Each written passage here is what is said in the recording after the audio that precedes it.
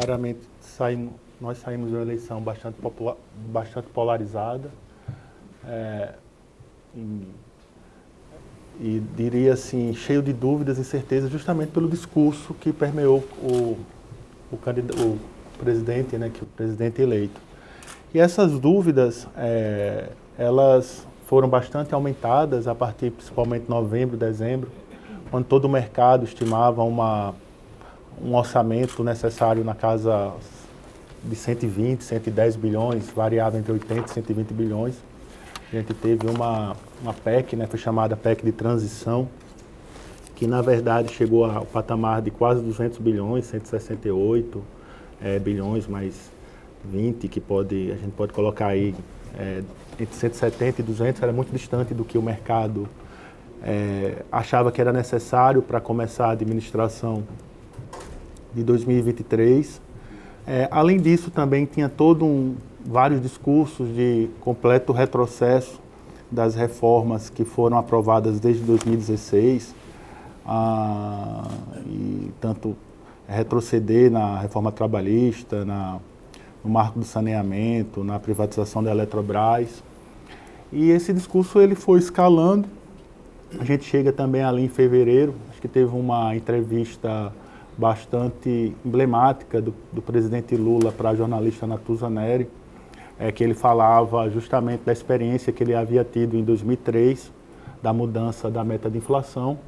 Inclusive se falou que a meta iria para 4,5%.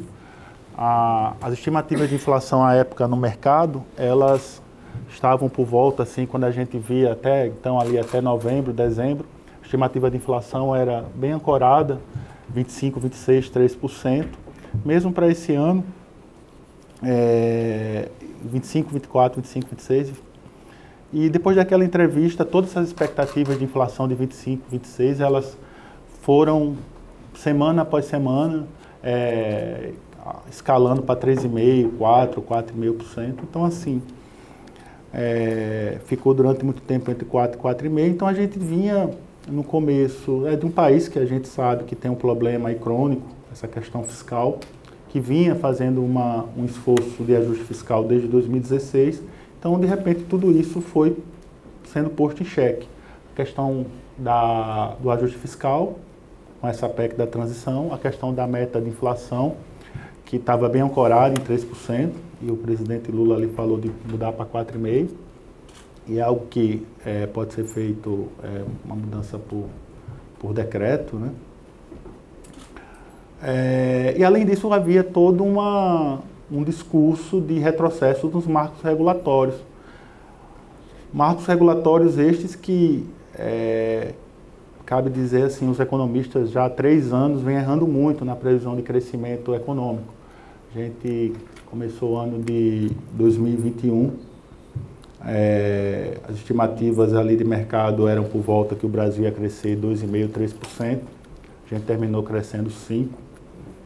No ano de 2022, no começo do ano, os economistas, na lista de mercado, achavam que a gente ia crescer as estimativas eram entre menos 0,5% até, o mais otimista era 0,2%, 0,3%. A gente cresceu cresceu 3%. E este ano a gente chegou em janeiro, de novo, né, assim, até como o ex-ministro Paulo Guedes falava, a rolagem da desgraça. Esse ano os economistas achavam, a mediana de mercado, que a gente ia crescer ali entre menos 0,2%, aí já tinha alguém mais otimista assim com 0,8%, até mais 1%. Hoje as estimativas de mercado estão por volta de 2%. Então, 2,5% a gente acredita, uma estimativa básica de mercado, mesmo a gente desacelerando aí, como se espera agora nesses próximos 2 trimestres. Então, esses 3 pontos eram retrocesso regulatório, mudança de meta de inflação e a questão da reversão do ajuste fiscal.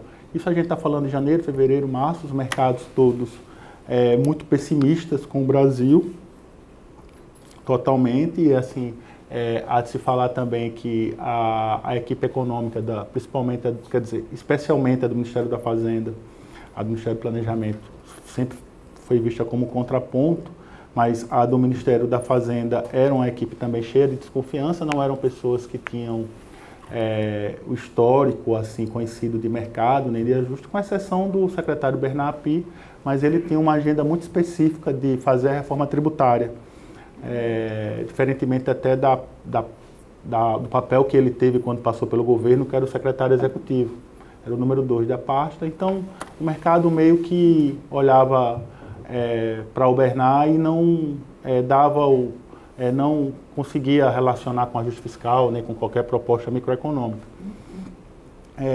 Há uma figura lá que veio do mercado, passou pelo governo, bastante respeitado, o Marcos Barbosa Pinto, está nessa parte de reformas, mas se achava que ele também não iria conduzir, enfim. Era uma equipe muito baseada, sempre muito pautada em desconfiança, a equipe ali por volta de março. Por volta do final de março, começo de abril, né, Gustavo? Assim foi quando foi apresentado o arcabouço, se eu não me engano, final de março, começo de abril. Então, foi a primeira grande surpresa que houve assim, para o mercado, para todo mundo. A gente até internamente lá na casa não tinha essa... Eu estou falando aqui a leitura mediana de mercado, não exatamente a leitura da casa em que eu trabalho, em que a gente ajuda lá a construir cenário. A gente tinha uma visão assim, um pouco diferente, porque baseada assim, no Marcos Barbosa Pinto, no Bernard Api, no próprio histórico do Haddad na Prefeitura de São Paulo. Não é? A gente tinha sempre esse histórico, a gente fazia esse contraponto, porque o Haddad lá em São Paulo, pode-se falar o que quiser, mas assim, ele fez coisas muito pouco populares, mas que do ponto de vista do que devia ser feito, era o que deveria ser. Né? Eu sempre digo, até na parte urbanística, a questão das ciclovias, a questão do limite na faixa até 60 quilômetros, foram coisas muito mal vistas em São Paulo. Até hoje tem gente que odeia por isso, né? Eu estou morando lá. Mas assim, mas são coisas que você conversa com um urbanista, todos eles vão dizer que são programas que deveriam ser feitos e que estavam na condição correta. A reforma estrutural que ele fez lá no IPTU, uma reforma altamente impopular. Eu me lembro que a época, até, isso era aí de 2013, 2014, eu por acaso nessa época estava numa prefeitura, lá na prefeitura de Maceió, eu me lembro que eu levei aquela proposta dele em 2014 para o prefeito, ele disse, você quer me desestabilizar, né? Se a gente propor essa reforma aqui, né? Enfim. Mas foi uma reforma que ele conseguiu fazer o ajuste lá em São Paulo, ele renegociou a dívida. Então a gente tem uma visão meio peculiar dele, porque ele nunca me pareceu, a mim até hoje eu acho, nem um pouco irresponsável. Assim, ele não tem nenhum ar de irresponsável, que é o que se pode dizer daquele time que passou ali, alguém pode falar, né? Do que passou ali, das coisas que foram feitas ali por volta no primeiro governo da presidente Dilma, né, no Ministério da Fazenda. Ele não tem não tem nada que diga na carreira dele, assim, como prefeito, que ele iria tomar aquele tipo de atitude. Então a gente tinha esse meio contraponto. Tinha a questão do Bernard, tinha a questão do Marcos Barbosa Pinto, que é um cara que foi sócio do Armínio Fraga na Gávea, tinha passagem pela CVM, passou pelo Ministério do Planejamento, e sempre com boas atitudes. A gente não achava que ele iria repetir o que foi feito ali no Ministério da Fazenda, na gestão ali do ministro Mantega com o secretário Arnaldo Agostinho, porque aquilo dali era preciso também ter algum... ele não tinha histórico que fosse nessa direção. Então, nossa grata surpresa, mas essa era a visão nossa, mas tem a visão do mercado, essa visão mediana.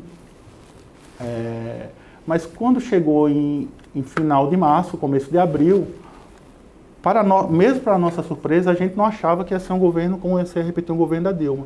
Mas o arcabouço fiscal, mesmo para a gente que não estava pessimista, também não estava otimista, mas não estava pessimista, foi uma grata surpresa, porque ninguém apostaria que o governo iria fazer um novo marco fiscal mantendo um limite de gasto público, né? Porque a grande inovação do Brasil do ponto de vista fiscal foi que em 2016 a gente pela primeira vez colocou uma regra de gasto, uma regra de despesa.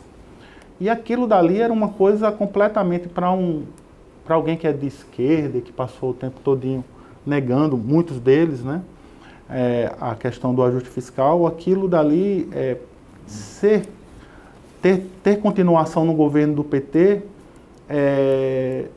parecia algo meio não razoável, assim, não seria fácil, assim, a gente, nem no nosso cenário, a gente não estava pessimista, mas a gente não acreditava que ia ter um limite de despesa. Achava que ia ter uma regra de primário, que eles iam buscar algum ajuste pelo lado da receita, até porque a esquerda termina tendo mais legitimidade para buscar ajuste pela receita, mas não achava que o arcabouço viria com limite de despesa. Então essa nova regra fiscal veio com limite de despesa, ela na verdade repetiu o teto, só que uma regra de despesa que eu diria mais realista, porque a gente sabe que o limite de despesa do teto, ele nunca foi realista, ele nunca se cumpriu na realidade, ele se cumpriu na verdade quando o governo não tinha receita, ou seja, você tinha um teto, mas não tinha receita para gastar.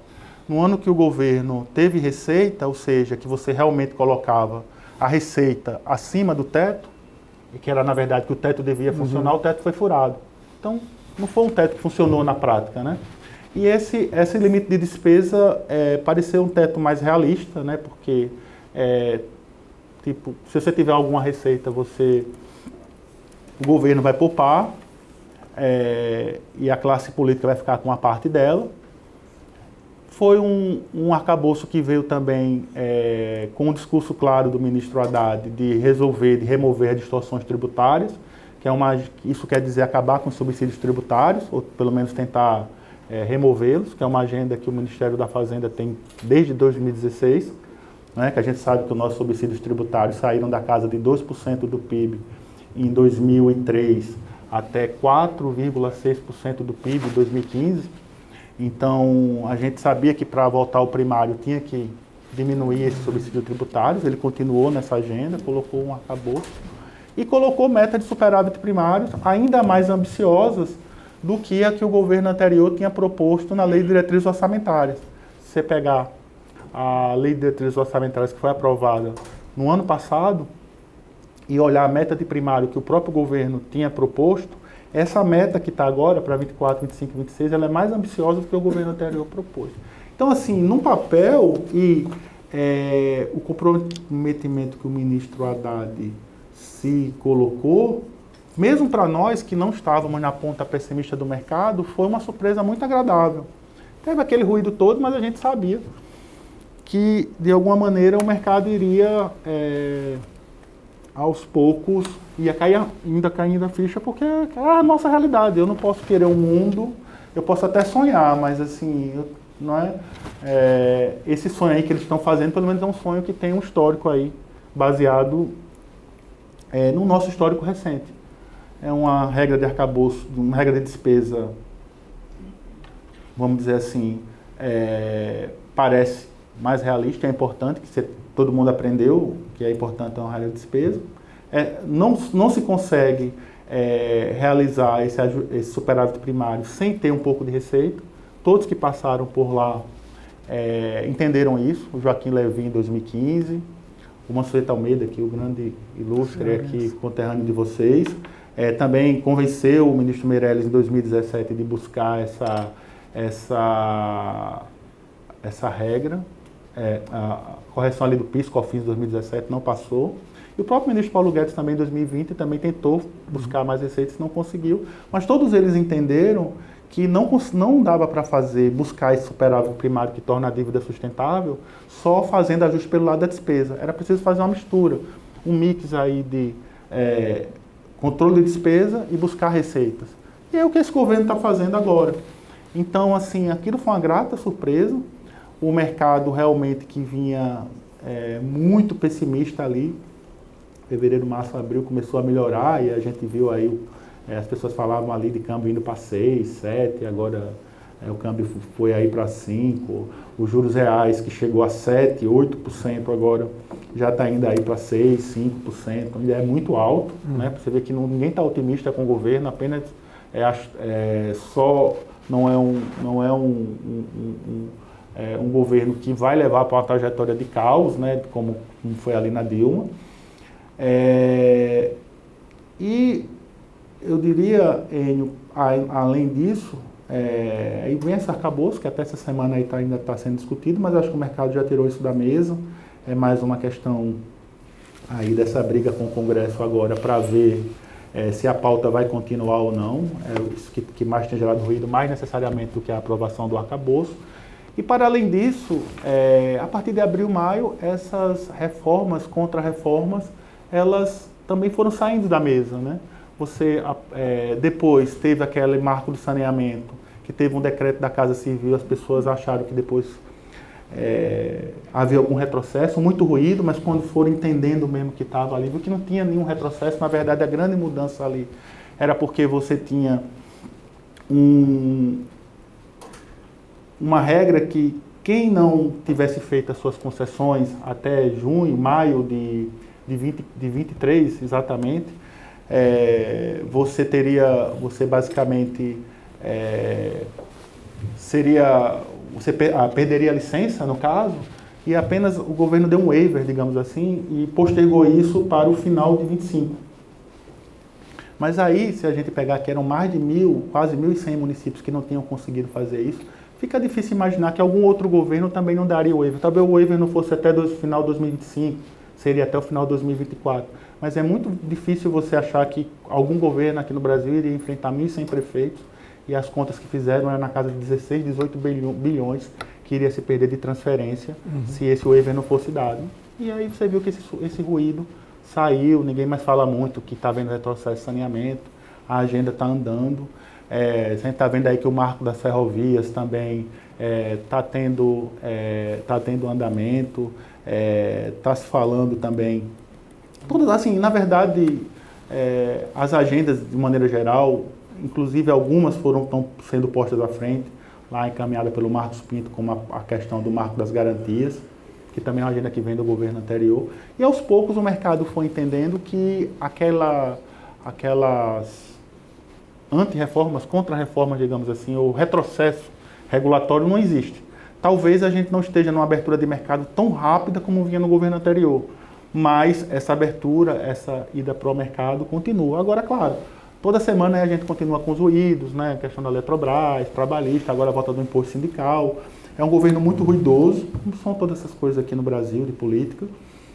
Mas, quando os eventos fáticos, não está havendo. A questão da meta de inflação também, a gente chegou ali por volta de junho, também teve a manutenção da meta de 3%, também para a surpresa de todo mundo, mesmo os mais... Isso foi aos poucos se entendendo.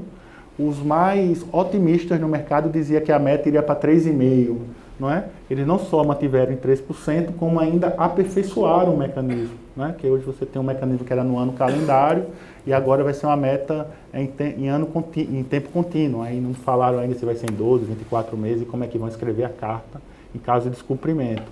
Mas hoje pode-se entender que você teve um aperfeiçoamento no arcabouço monetário, você teve um aperfeiçoamento no arcabouço fiscal, e você não está tendo retrocesso regulatório.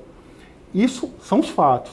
Os ruídos, eles continuam, e continuam, eu diria, até crescente. O mercado tem vindo mal aí nessas últimas semanas, por dois motivos, eu diria, basicamente. Um é essa questão dessa entrada do Centrão no governo, e aí toda essa desconfiança, as pautas paralisaram, o PL do CARF não vota, a questão do arcabouço fiscal vai, não vai, e sabe que tem toda uma pauta que depende de ajuste de distorções tributárias, que precisa muito do legislativo, e aí o mercado ele continua, toda vez que começam essas coisas, essas questões, eu diria, desse ruído com o Congresso, as coisas escalam muito mais rápido do que deveria. Agora, uma coisa precisa deixar claro. Isso não significa dizer que o mercado, nem que os analistas em geral, estão otimistas com o governo, não. Hoje se tirou da pauta que o governo hoje tem a certeza que o governo vai ser o governo Dilma. Isso acho que ninguém coloca mais na mesa. Não, o Lula não é a Dilma. Finalmente, assim, se descobriu isso, a gente nunca acreditou, particularmente, que o Lula ia ser o governo Lula, ia ser o governo Dilma.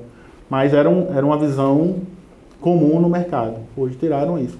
Mas hoje eu acho que permanece a dúvida se vai ser tipo um governo Lula 1 ou um governo Lula 2. Porque ainda do ponto de vista do mercado e do ponto de vista do que se entende que é bom para a economia, o governo Lula 2 não foi também uma boa experiência. A gente acredita ainda que essa mistura aí do planejamento com esse histórico que a gente tem do próprio Haddad como prefeito, e até mesmo como ministro da Educação, que até a parte que ele fez, ele reestruturou o FIES, foi bacana, o próprio governo do Temer deixou o FIES da maneira como ele estruturou. Agora, quem assumiu depois dele foi que tirou algumas restrições do FIES, que em 2016 as pessoas que estiveram lá voltaram de novo às restrições. Então, assim, ele não tem, na verdade, no histórico dele como executivo, o ministro Haddad, ele não tem esse histórico de irresponsabilidade fiscal nem de coisas desorganizadas. Isso aí também, eu não estou fazendo julgamento de valor, é só uma questão fática mesmo, né, do que foi. E eu acho que ainda para o mercado ainda teve esse ganho, que foi a questão da reforma tributária também, ninguém acreditava no começo deste ano que você ia ter uma reforma tributária do tamanho dessa que foi aprovada na parte do consumo, sendo aprovada no primeiro semestre da Câmara. Eu também me incluo nisso aí, inclusive tive uma experiência lá com o próprio Bernardo Pi, 2007, 2008, e não, essa reforma foi toda articulada com governadores, secretários de Fazenda. Quando ela chegou lá na Comissão de Assuntos Econômicos, ela foi completamente desconfigurada em 2 semanas. Não é? Então, assim, agora, então, assim, foi um ganho que está aí, acho que é uma coisa que você vai conversar depois. Então, assim, é um governo que termina o primeiro semestre muito além, do ponto de vista econômico, do que o mais otimista que eu conheço, assim, ou que achasse. Agora, isso é o fato. Agora, a realidade qual é? A meta de inflação continua desancorada, 25, 26 é 13,5%, o governo vive sob completa desconfiança. A meta fiscal que o governo está dizendo que vai entregar 0 no próximo ano, 0,5% e 1% em 2026, também, você pegar toda a expectativa de um mercado, também ninguém acredita. Tá déficit lá, déficit 25, déficit 26. E isso, claro, isso tem um preço, né? Isso se cobra um preço, né? A taxa de juros nossa ainda real, ainda está por volta aí, mesmo a curva futura apontando lá para 2026, 27 e diante, aí por volta de 5% real, 5 e pouco. É uma taxa real de juros muito grande. E claro, se o governo aí, representado aqui na figura do Gustavo, entregar esse primário, essa taxa real de juros ela desaba.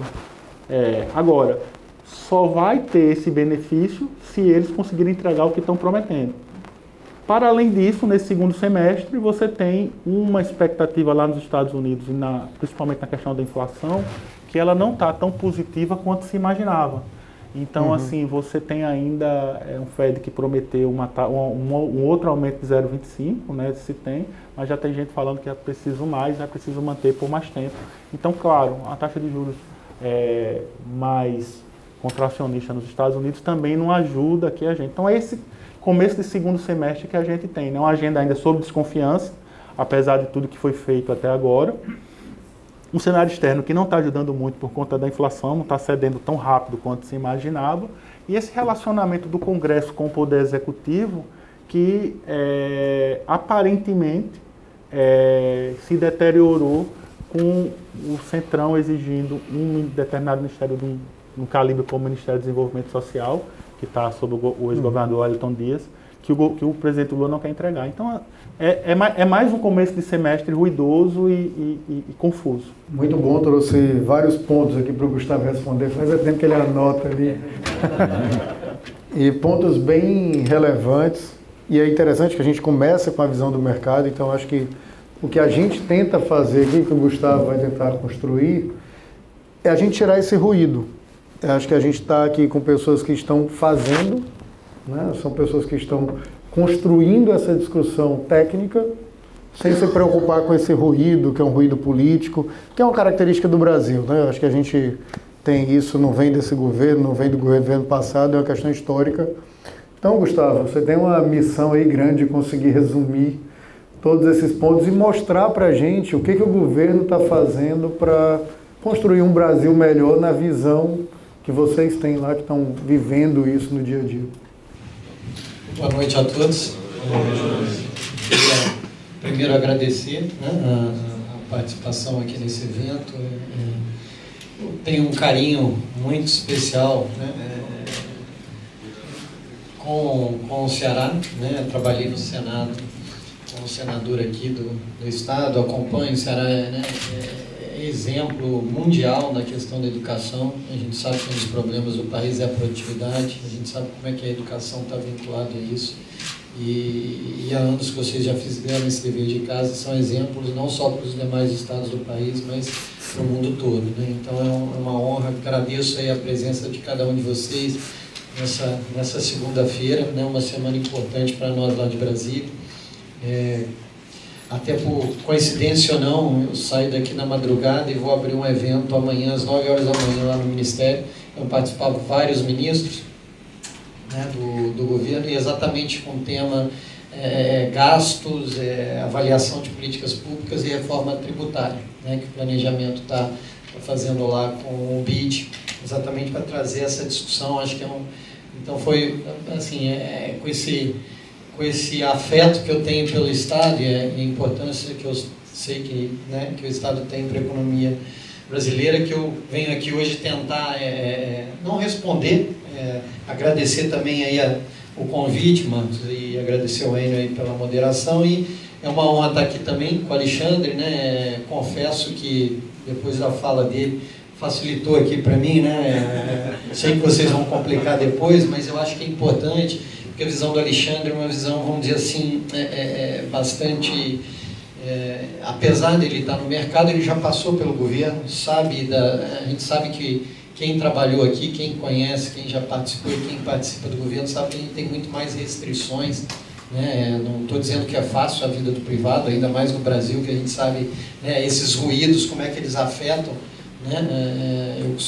Eu dou aula também, sou professor de macro, eu costumo brincar com os meus alunos, né, que o Estado, o governo, ele tem que só nivelar o campo de jogo, né? Ele ajuda a construir as regras, como fazendo um paralelo com o futebol, né? Ele tem que estar ali cuidando para que as regras sejam aplicadas, que tudo funcione bem no jogo, mas não é ele que faz o espetáculo, né? Quem faz o espetáculo é a iniciativa privada, né? Quem faz gol é a iniciativa privada. O Estado está ali para poder fazer que aquele espetáculo de fato aconteça, né, dentro das regras.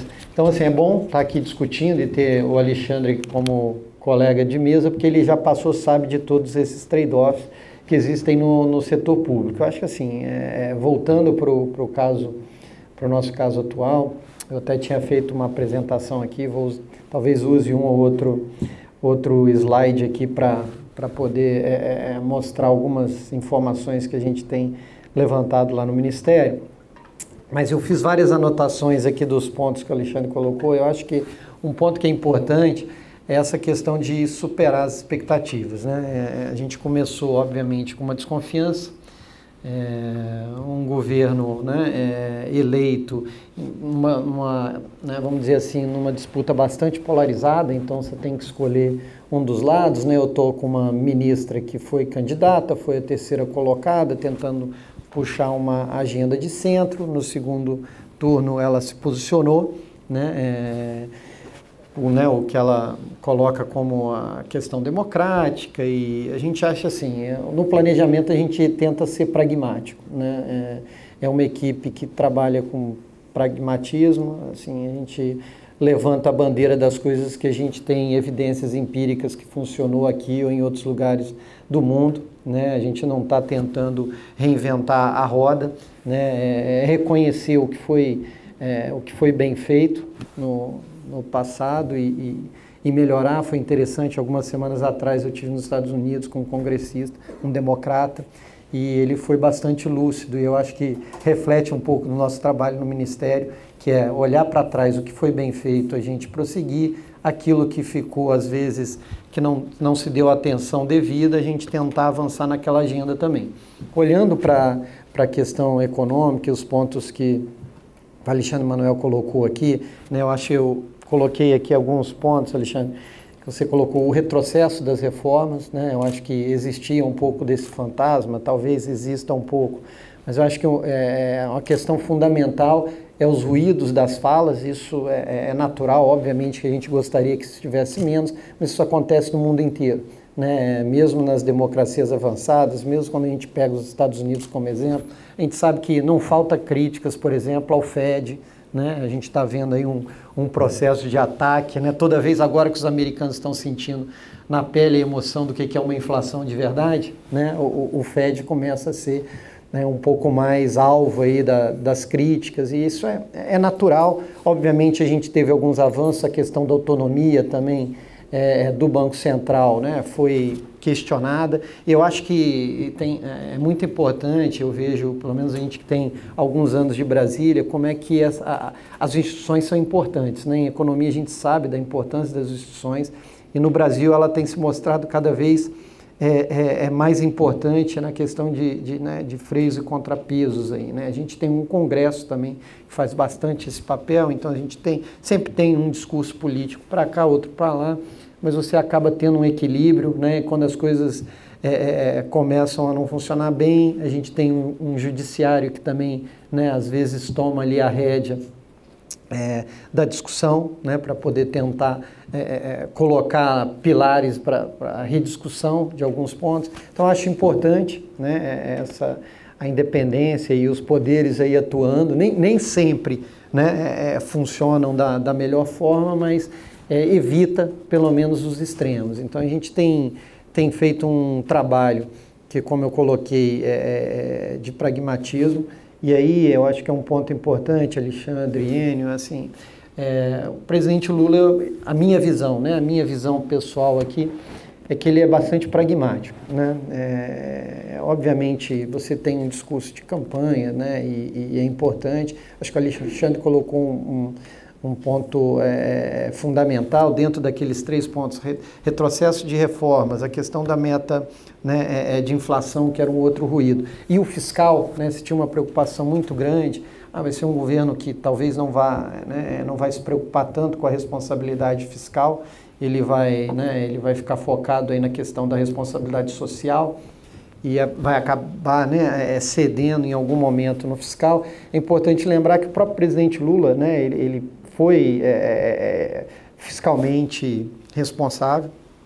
Quando brinca, né, do Lula 1, se seria mais cara do Lula 1, mais Lula 2, brinco, né, a gente pode pensar, eu espero que seja um Lula ímpar, né, que seja bastante parecido que o Lula 3 seja bastante parecido com o Lula 1, né, aí eu não estou, né, fazendo nenhuma panfletagem, é só olhar para os dados, né, eu sou economista, estatístico, gosto de olhar para os números, eu acho que os números falam por si. Então a gente tem feito esse trabalho, como o Alexandre colocou. A questão do retrocesso, acho que fica muito, das reformas, Alexandre, acho que fica muito no discurso e pouco na prática, né? Quando a gente vê os grandes movimentos vão para o caminho que nós ali do planejamento entendemos que é o caminho correto, né? Então as ações do governo e a questão da meta de inflação é um outro caso.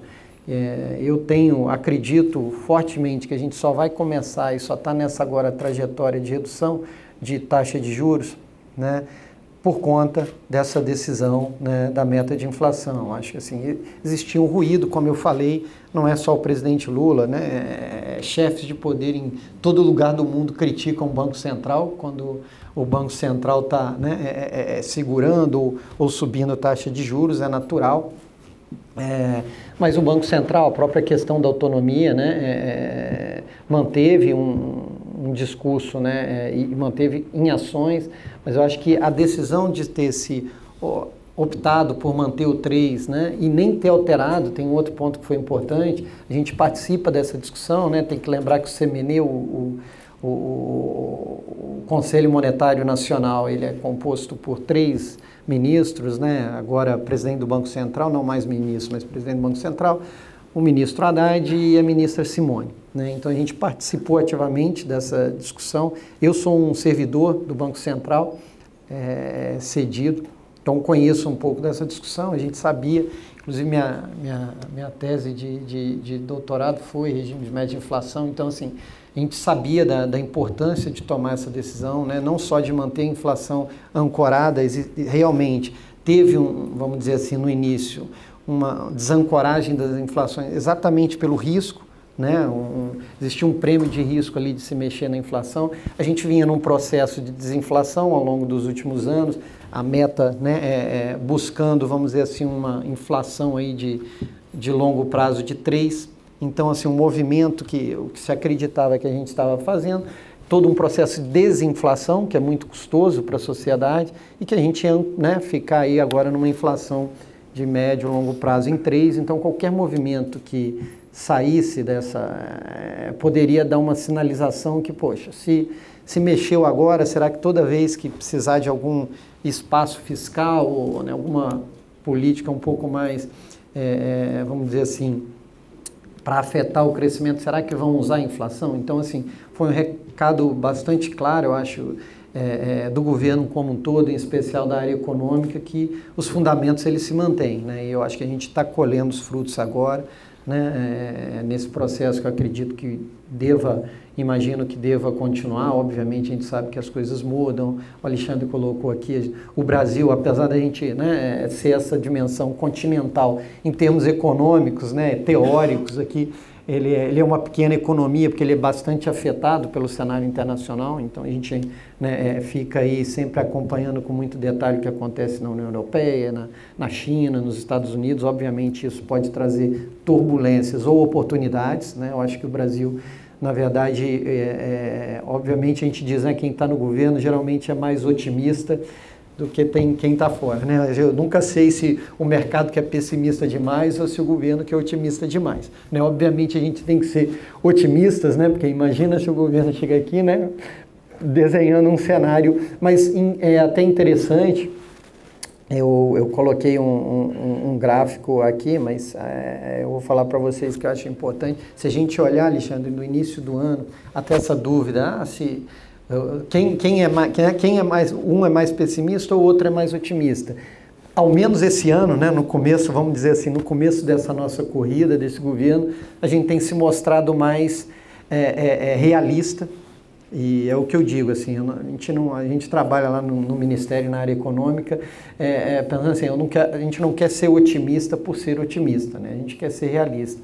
E os números têm mostrado, assim, quando começou quando a gente faz, olha as projeções para esse ano, por exemplo, seja para a inflação, seja para o PIB, o mercado tem se aproximado muito mais da nossa projeção do que nós do mercado. Então, assim, o mercado tem se tornado muito menos pessimistas, né, otimistas do que nós pessimistas. Então, assim, provavelmente, espero que a gente vai, nesse primeiro ano, e tenho certeza que o mercado não quer ganhar esse game do primeiro ano, a gente vai estar muito mais próximo dos números que nós esperávamos no início do ano do que o mercado. Obviamente, até porque a gente também tem algumas informações que o mercado não tem, né? Então, não digo nem só de dados, mas dessas próprias decisões e incertezas que às vezes para o mercado esses ruídos acontecem. Mas um ponto que eu quero colocar, e o Alexandre fez uma leitura que eu entendo que é bastante correta, a equipe econômica tem esse pragmatismo, né? O próprio ministro Haddad tem mostrado, né, um comprometimento com a responsabilidade fiscal, né, a despeito de todas as demandas sociais que a gente tem, né, vindo de uma pandemia. A gente sabe que teve a PEC da transição, a emenda constitucional 126, teve esse aumento, né, vamos lá, eu vou diminuir um pouco aí de 150 bilhões, mas assim, grande parte disso era política social. A gente sabia o teto, né, a gente participou, né, de uma forma ou de outra, Alexandre, de todo esse histórico, desde o teto até as discussões atuais. Assim, o próprio teto, se a gente olhar para esse arcabouço fiscal, ele é bastante duro, pessoal. Apesar de parecer que, né, não, ele cresce em termos reais, então o governo vai ter bastante espaço. Hoje saíram até algumas falas minhas no broadcast. Obviamente a imprensa sempre, né, coloca algumas palavras mais fortes, mas a gente tem trabalhado, a gente sabe que o governo vai ter que trabalhar com qualidade de gasto, né, com revisão de gasto. É uma agenda que a gente vai fazer. A via da receita ela é importante, ela vai vir, como o Alexandre falou, o teto foi muito focado em despesa, né? A gente sabe que teve vários, o teto, se você pegar o teto e pegar todas as vezes que a gente fez alguma alteração ao longo do histórico do teto, a gente fez esse exercício, Alexandre, de pegar o teto, assim, qual era o teto teórico que a gente colocou lá na emenda constitucional 95, e o que ele foi, de fato, todas as vezes que a gente mudou, ele teve ganhos reais também, né? Seja mudar base, seja mudar indicador. Então, quando a gente pega o limite de despesas reais, então, de certa forma, o que a gente fez agora nesse arcabouço é deixar uma regra mais clara de que, assim, ó, vai ter algum aumento real de despesas do governo, né, para fazer política pública, mas parte disso vai ser usado também para, né, para pagar a dívida. Sobre a questão e aí é uma outra crítica que eu gosto de salientar também, foi esse compromisso que o Alexandre destacou, né, quando você pega a Lei de Diretrizes Orçamentárias do governo anterior e compara com o compromisso que foi feito desse governo.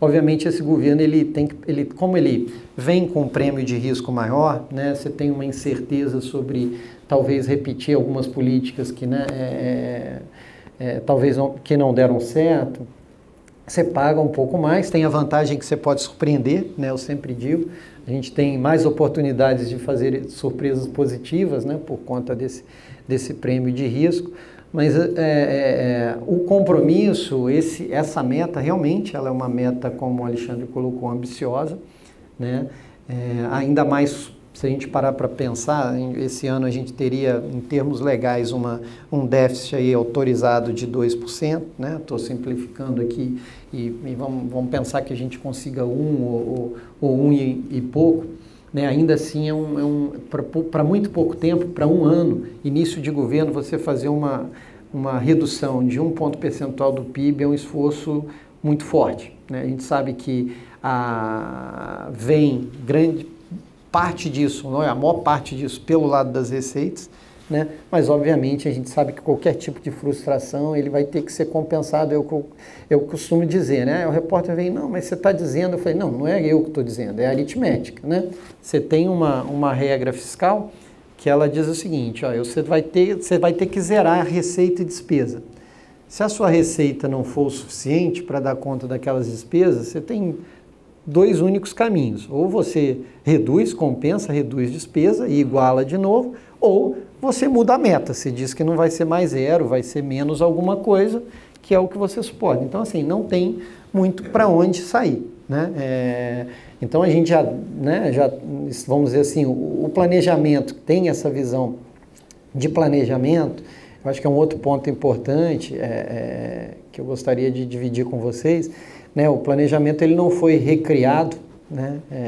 Tenho certeza, para colocar mais um ministro, para simplesmente, né, ser mais um prédio ali ocupado na esplanada dos ministérios, né? Assim, planejamento, apesar de ser planejamento e orçamento, né? O orçamento é uma ferramenta de planejamento, ele está ali para fazer planejamento. Então, isso é uma mensagem que desde o início a gente tem passado, né? O nosso papel ali é importante, às vezes a gente não quer holofotes, né? A gente quer fazer o bom trabalho ali, de pontos que nós acreditamos que seja importante, e o planejamento que eu digo, e aí o Alexandre colocou aqui, por exemplo, a questão da tributária, né, que a gente está discutindo. Se a gente parar para pensar, a tributária para esse governo, ela vai dar muito mais uma questão de credibilidade, talvez melhorar as expectativas, do que um resultado prático para esse governo. A gente sabe que seja a transição que for definida,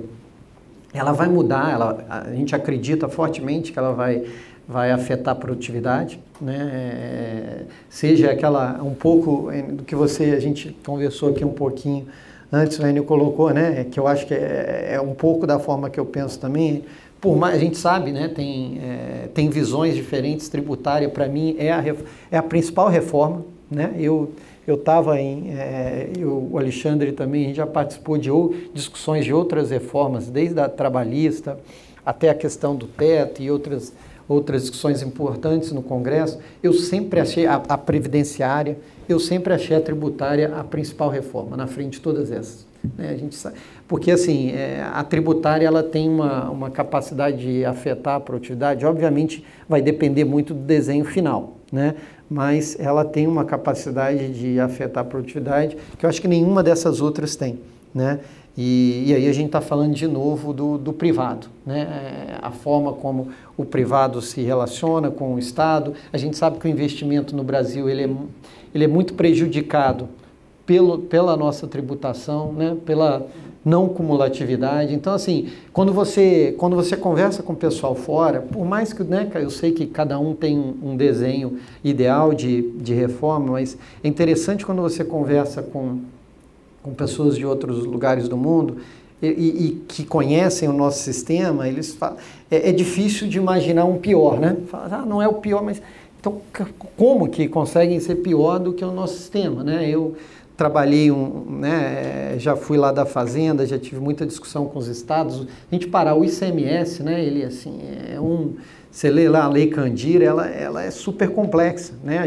Eu participei da DO 25, que discutia a questão da desoneração das exportações do ICMS com os estados.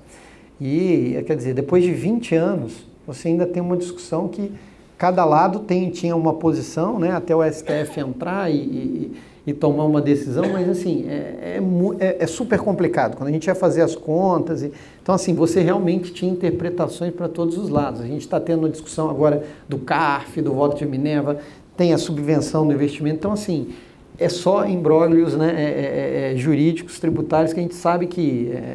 não quero acabar com o mercado dos advogados aí, mas assim, não precisa de tanto, né? Eu acho que dá para simplificar bastante. Então, a tributária, eu acredito que a despeito do desenho, é um debate complicado no Congresso Nacional. Obviamente, a gente sabe que o próprio Congresso tem interesse, mas é uma discussão que esse governo, e o Alexandre sabe como é que funciona, se o governo não tiver dentro, é um tipo de reforma que não estaria pautada, né? Então, assim, o governo tomar essa decisão, para mim, é uma visão de longo prazo, né? Está mostrando que são decisões de longo prazo.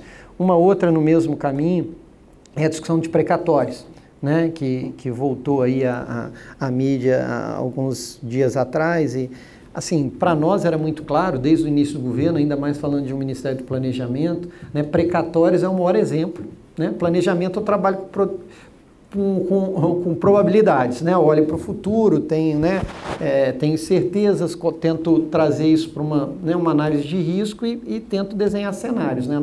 Nosso trabalho lá é exatamente não ficar apagando incêndio, é olhar lá para frente, falar, poxa, antes desse problema acontecer, como é que eu faço para resolver, né? Que é o que a gente vai fazer também no fiscal.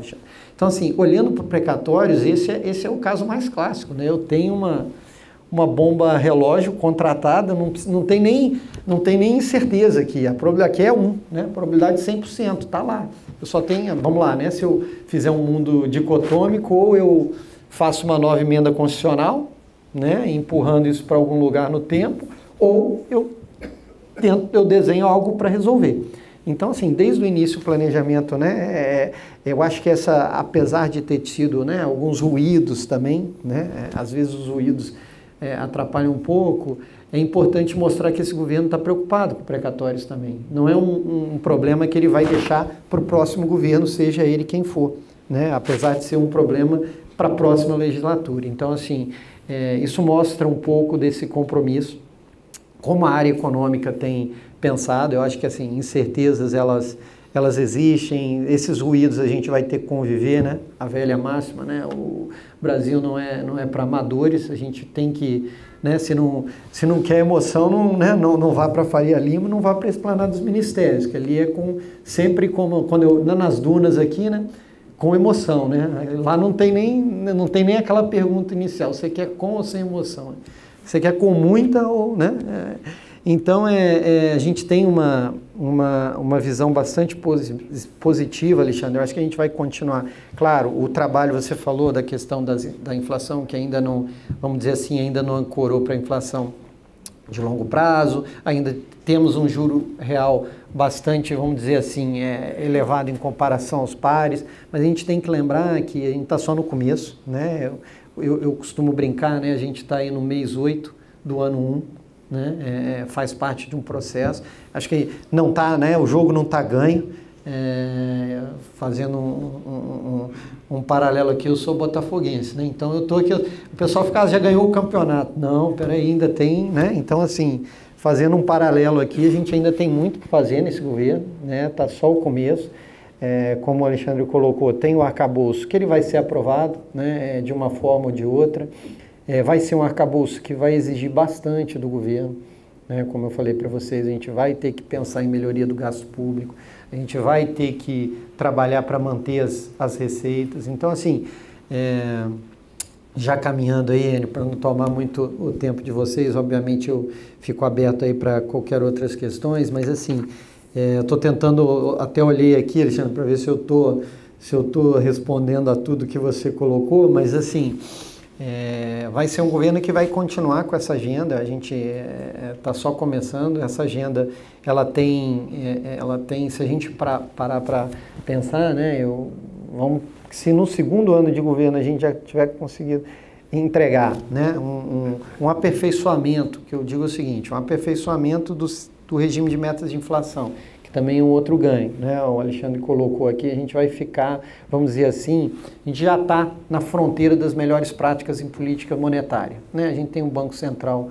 autônomo, a gente tem um regime de metas de inflação que funciona aqui no resto do mundo, a gente está aperfeiçoando, a gente está acabando com o ano calendário que foi importante no momento e está trazendo, agora que eu tenho uma inflação, porque aí, Alexandre, é um ponto importante que a gente discutiu, quando a gente sai do processo de desinflação e chega numa inflação, vamos dizer assim, de médio e longo prazo de 3, aí faz muito mais sentido eu ficar, né, com um regime que seja com a meta contínua, né? Então, e aí, obviamente, o horizonte de política monetária, eu acho que quem o melhor para definir isso é o próprio Banco Central. Então, assim, a gente está desenhando, né, está fazendo com bastante calma, com bastante diálogo, esse novo desenho do regime de meta de inflação. Então, vamos dizer assim, a gente vai estar aí no primeiro mundo em termos de política monetária. Política fiscal, a despeito, né, de uns gostarem mais, outros gostarem menos desse arcabouço, eu também costumo dizer que a gente tem todos os elementos que funcionam também nos melhores, né, as melhores práticas internacionais. A gente tem a LRF, continua valendo, né, tem uma meta de primário, né, que busca um equilíbrio aí entre receitas e despesas, que você define, né, para os próximos anos.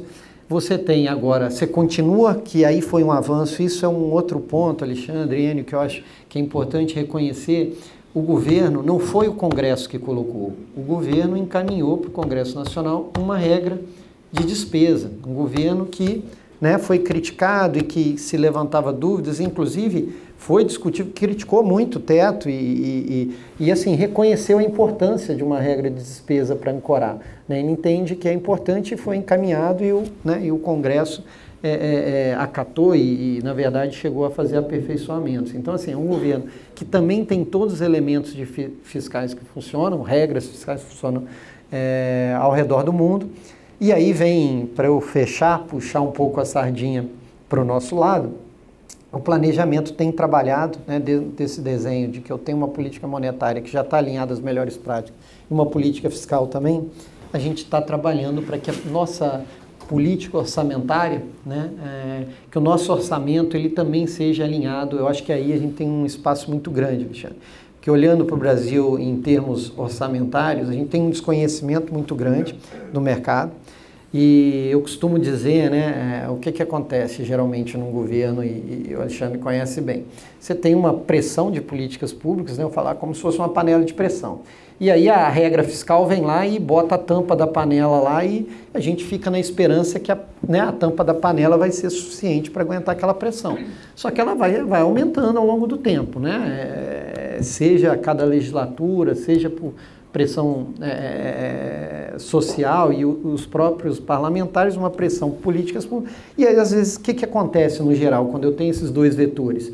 No geral, a tampa da panela é que ou ela sobe ou ela estoura e aí a gente tem que fazer uma outra panela, né? Então, o nosso trabalho vai ser, dado a decisão que foi dada, vamos dizer, que está saindo desse arcabouço agora, é a gente olhar para os próximos 10 anos e fazer a pressão caber dentro daquele limite, né? Então eu coloco uma regra, projeto a dívida pública que eu pretendo estabilizar, faço um cenário, isso a gente colocou no arcabouço, é uma coisa pouco discutida, mas a gente colocou que agora o governo vai ter que, inclusive na próxima no próximo PLDO, na próxima Lei de Diretrizes Orçamentárias, esse ano a gente fez só com 4 anos. Na próxima a gente vai ter que fazer 10. Com 10 anos eu tenho que mostrar, porque ele exige que a minha dívida seja sustentável. Então eu vou ter que mostrar que em 10 anos a minha dívida estabiliza. Independente do patamar, que ela vai ter que estabilizar, ela não pode continuar subindo em termos legais. Então, como é que eu, olhando para 10 anos, eu vou ter que planejar e dizer o seguinte, não adianta eu falar assim, não, tá lá a regra e essa regra ela vai se impor para o resto da sociedade, né? Eu brincava igual o teto dos gastos. O teto dos gastos era meio que para mostrar para os políticos, ó, você pular do 10º andar, você vai, entendeu? Não, você não vai voar não, meu amigo. Então, assim, a nossa ideia no planejamento é já construir um orçamento para que a gente tome decisões antecipadas que faça as políticas públicas caberem dentro daquele compromisso que a sociedade colocou. Então, se eu tenho uma trajetória de primário, de dívida pública que estabiliza em 10 anos, eu olho para 10 anos, vejo as políticas que eu tenho hoje, como é que elas vão crescer, eu falo assim, não está cabendo. Então, eu já tenho que agir hoje. Porque o que acontece no orçamento público? A gente está sempre só olhando para o ano seguinte, o problema é só o ano seguinte. Aí a gente tem que fazer ajustes muito fortes em muito pouco tempo. Então, quando a gente passa a se comprometer com um horizonte maior, a gente já vai ter que começar a mexer nas políticas agora. Eu tenho que revisar uma política, por exemplo, previdenciária agora, e não deixar para fazer isso daqui a 10 anos, quando o problema estiver batendo na porta. Então, assim, esse é o trabalho, né, que a gente já está desenvolvendo lá no planejamento, que obviamente depois do arcabouço aprovado, em breve, né, a gente vai, possivelmente já no próximo orçamento público, a gente já vai ter, vamos dizer assim, grandes avanços para poder discutir com vocês. 2 apresentações bem densas, né? E o que me chama a atenção aqui, eu queria só fazer um pequeno resumo do que a gente ouviu aqui, né? Primeiro, claramente os dois falaram muitas coisas parecidas, eu acho que o que mais me chamou a atenção foi ouvir de lado, se eu puder chamar de lados, né, do mercado e do governo, posições tão parecidas, né, posições do que deve ser feito, do que a sociedade demanda, do que o mercado demanda, e quando a gente fala mercado, a gente está falando em todos nós querendo um país melhor, né? Então a gente está encontrando visões muito parecidas, visões que mostram, gostei muito que você falou de pragmatismo, a gente olhar o que acontece lá fora e mesmo aqui dentro os bons exemplos e repetir. Mas ouvindo tudo isso, a gente ouve também que a incerteza continua, que ainda existe uma dúvida muito grande se isso que o Gustavo colocou, se todo esse cenário que o Alexandre colocou como uma vontade que o mercado tem, que o Gustavo disse, é isso que o governo está fazendo, se transformar em real, né? Se transformar em queda de taxa de juros, que a inflação se ancore nos 3% que a gente gostaria. Eu queria puxar essa discussão para ouvir um pouco de vocês, antes de passar para as perguntas. O que falta para isso acontecer?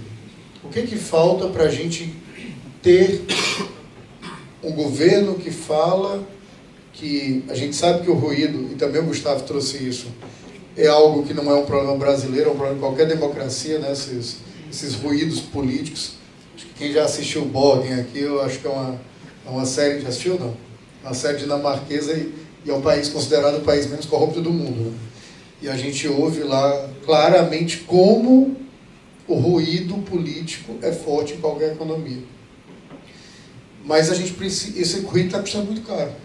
Então a gente precisa encontrar uma forma de o governo se comprometer e a gente ter a segurança que isso vai acontecer, para que todos nós tenhamos essa segurança e podemos tomar decisões também de longo prazo, de 10 anos, olhando também para o nosso orçamento, para os nossos investimentos, o que a gente vai fazer, acreditando nessa curva tão longa. Eu começo com o Alexandre perguntando, o que falta?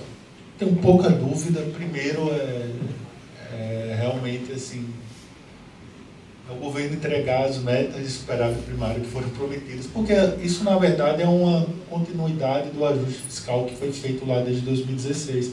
A gente tem que lembrar que o governo federal, desde 2014, ele fez déficit primário. A gente passou um longo ciclo de 1999 até 2013 com superávit primário. E foram superávites até que foram crescentes ali naquele, quando a gente pegou o investment grade, ali, que tem vários fundos, vários bancos que só conseguem alocar no Brasil se o país tiver esse investment grade. Então, assim, não é uma coisa só de desejo, é algo que se transforma em recurso que vai espraiar capital na economia real, né, que realmente vai gerar emprego, renda e assim por diante. Então, vários também fundos aí dessa área ambiental que precisa dessa sinalização para o Brasil ter um aporte de recurso maior.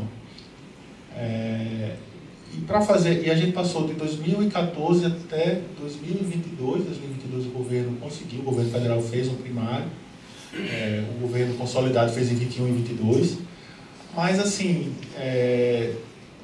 com várias distorções. Não era um superávit sustentável, como esse ano o Gustavo falou, a gente vai para a volta aí de um déficit de 1% do PIB. Então a gente precisa, assim, enquanto país, dado o nosso histórico, recuperar esse resultado primário positivo, superávit, como o Gustavo falou, que torna a dívida sustentável, que é isso que eles vão mostrar aí nos próximos 10 anos. Então, esse é o ponto número 1. Ponto número 2 é realmente se confirmar que você não vai ter retrocesso regulatório em nenhum desses marcos que foram aprovados, que há uma grande desconfiança positiva de que eles podem levar a nossa capacidade de produzir o nosso PIB potencial para um valor muito maior do que se estava esperando 2 anos atrás. Eu me lembro que assim que eu cheguei ao mercado, assim, no final de 2020, começo de 2021, eu conversava com vários economistas, né, das casas mais famosas, e as pessoas achavam que depois da pandemia o PIB potencial do Brasil é por volta de 1.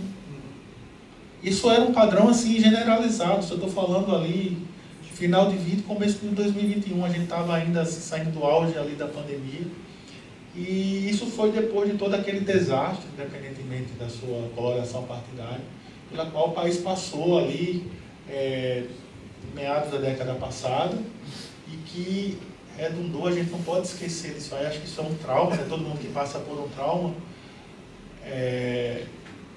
tende a conviver com aquele durante muito tempo. Precisa até tratamento para você se livrar disso, né? Eu acho que os analistas de mercado, em geral, os economistas, a gente ainda vive um pouco com o trauma que foi a pior recessão da história documentada no Brasil. Foi entre 2014 e 2016. A gente, quando estava no livro de escola, ou de faculdade, ouvia falar muito da Grande Depressão ali, 1929, 30, 31. Né? Aqui no Brasil ele foi mais afetado ali em 30, 31, né? Mas essa recessão que a gente passou agora foi pior documentado, foi uma queda de 7,2%, 7,3% de PIB per capita. É uma coisa estrondosa. Então a gente passou por aquilo, passou ali em 2016 até 2019, na verdade consertando, fazendo as coisas voltarem a ser como elas deveriam ser feitas, e por uma falta de sorte veio uma pandemia, que aí fez assim, ou talvez, ou não, sei lá, né, mas que derrubou o PIB e fez com que assim, o déficit público fosse lá, chegasse a quase 10%.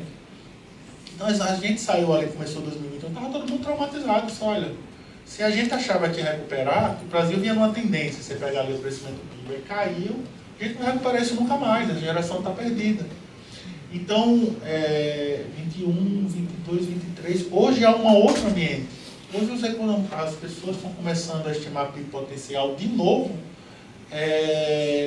Já tem gente que começou a acreditar em... Não estou falando do governo, o governo sempre achou nesse 2,5, né? Mas assim, as pessoas começaram a acreditar assim, de novo, 1,7%, 2% do PIB, já tem gente falando 2,5%.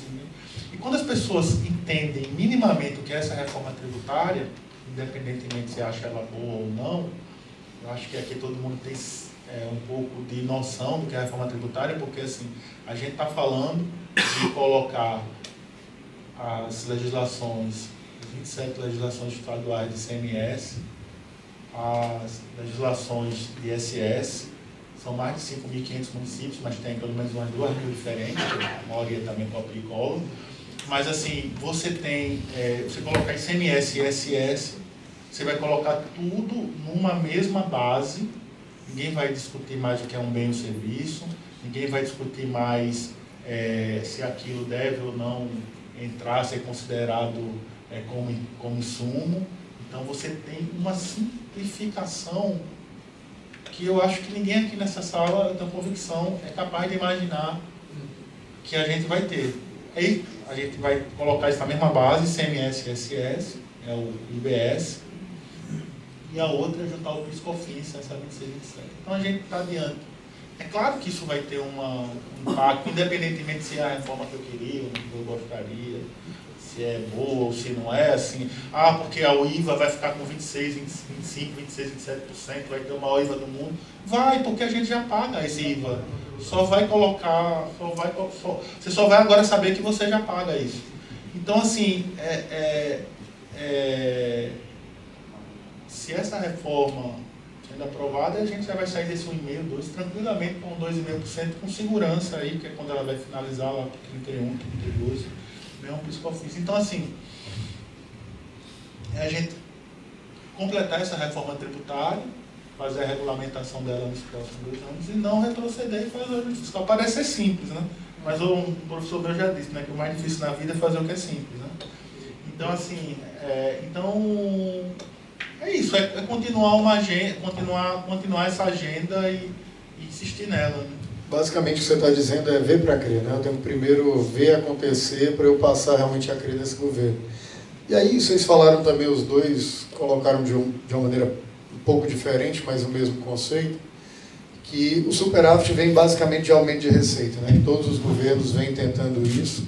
Colocaram também que o mercado tem errado muito mais do que o governo, né? A tendência é que as projeções de mercado têm vindo para próximo do governo. E aí minha pergunta em função disso, Gustavo, o mercado continua muito descrente sobre cumprimento de déficit fiscal, de superávit.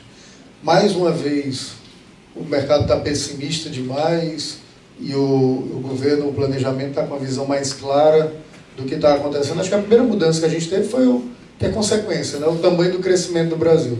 Toda vez que eu cresço, minha receita cresce junto, né? Então acho que assim, de novo, esse ano a gente tem essa diferença, né? É isso que está acontecendo?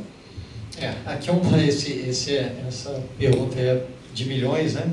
A da meta, se a gente está sendo otimista demais, assim, vou fracionar aqui minha resposta, né? Primeiro, assim, é um desafio. Acho que em nenhum momento a equipe econômica entendeu que seria uma meta fácil, né? Foi um choque, né? Na verdade, foi um choque ter assumido uma meta tão agressiva, vamos dizer assim, né? Tão ambiciosa como o Alexandre colocou, que é factível, ela é factível, sempre é, né? Eu digo assim, na verdade a gente poderia encaminhar medidas até para 1% de superávit, né? Só que a gente sabe de todas as dificuldades de aprovar, né, reformas e propostas, seja de aumento de receita, seja de redução de subsídios, etc.